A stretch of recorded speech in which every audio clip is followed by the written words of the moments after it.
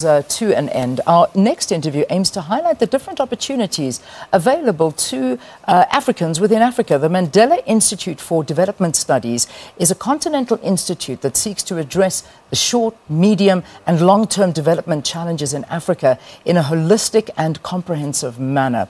Minds holds dialogues within African countries to discuss Africa's problems and attempt to find African solutions. I love that. It also presents opportunities for students to study anywhere within the continent. Dr. Nkosana Moyo is here with us. He's the founder of the Mandela Institute for Development Studies. It's so good to have you in studio. Welcome to Morning Live. Thank you, Leanne.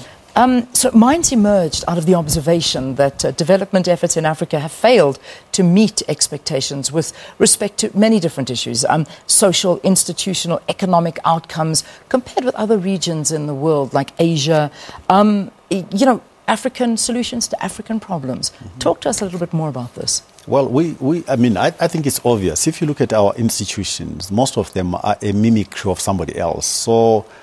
And we believe that unless we find our foundations, who we are, where we come from, our cultures, we won't have a platform on which to build solutions which are relevant to our continent and our circumstances. Yeah.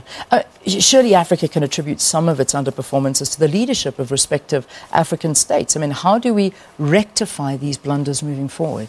Well, but what is leadership? You are a leader, I'm a leader. So I think we have to, all of us, take personal ownership and agency of creating the future that we desire to have, rather than simply saying it's somebody over there called a leader. I think we are all leaders, and our approach to trying to solve these challenges is to say everybody is a leader. Take ownership of creating the future that you desire. Yeah. Now, Minds, getting back to the Mandela Institute, how does it assist in defining and shaping the African narrative? So we've chosen 3 areas. As you know, African challenges are a multitude, and we've decided to focus in 3 areas. Firstly, self-awareness. In other words, who are we? Because our institutions, our solutions must be relevant to our own journey, our own experience. That's the first area, what we call African heritage. The second area is just a recognition that African countries, because of their balkanized nature, are often subscale in terms of global competitiveness. So we've looked at the area of economic integration, because in order for us to be competitive and attract investment in the measures or the quantities that we need to build economies of scale. So that's the second area. And lastly, and very importantly, Africa is a young continent. The majority of our populations are young people. So we're seeking to engage young people so that they take ownership of creating the solutions for the problems that confront them. In 3 areas in particular. We want to develop leadership through exposure and Pan-Africanism, so that they work together across the continent rather than in individual and isolated countries. And lastly, in elections and governance, because we believe a lot of our problems stem from bad governance outcomes, but also elections, because we want to take advantage of their numbers for them to impact how our leaders are selected. Yeah, I love this focus on the youth, because I think that's where our answer lies, is enlightening the minds of our youth. And the scholarships that you're offering are for students who would like to further their studies within the continent.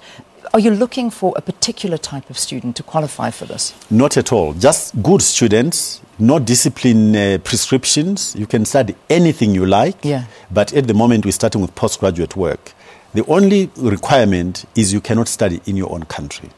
Okay. That is an absolute must. We will not give you money to study in your own country. How many countries are you in Africa? Are you represented in how many countries? At the moment, we're just operating from here. But clearly, in this day and age of information, you don't have to be everywhere physically. Indeed. We are connected, and we can therefore support students anywhere on the continent. Fantastic. We just had a guest now, and I hope you had the opportunity to sort of chat to one another. I chatted to him a little bit before we came in. Because it brought up the whole conversation about decolonizing education in Africa. If we've got a student who's writing his thesis in isiXhosa and we're making a big deal of it, it shows that we are nowhere near where we should be. It should become somewhat of a norm. What are your views on this? It's a long journey and an absolutely necessary journey. Let me go back to this issue of identity. You will accept that the biggest asset that any community has, any society has, are its people. And through language and culture, we can either create cohesion or alienate people. And the way we've structured our governance structures on the continent, and our institutions for that matter, we've uploaded foreign institutions and imposed them on our people. As a result, only the elites really understand what these institutions are supposed to be doing. Yeah. The bulk of our people don't relate to them. Absolutely. So we've alienated the largest asset in terms of our development effort. Yeah. And we just need to go back and reconnect and make these people, the bulk of our people, active agents on our journey to development. I love it. I think that's the best way of putting it. It's almost time for our news, but I need to get out some details because I'm sure you've got some students that are sitting hanging on to your words saying, I would love to attend any university out of Africa, have a scholarship. How do they apply? What do they do? They should go to our website, okay, which is www.minds-africa.org. Minds.africa, I beg your pardon, -africa.org. Fantastic. Visit the website. All the details are there. All the details and they can are navigate there. And go through that way. Thank you so much, Dr. Moyo. Pleasure, and thank you for the opportunity. Absolute pleasure. I think it's a fantastic initiative. Dr. Nkosana Moyo is the founder of the Mandela Institute for Development Studies, talking to us about the initiative to help broaden young minds and offer scholarships for universities across Africa and only on the continent. I think that's fantastic. All right, let's get into our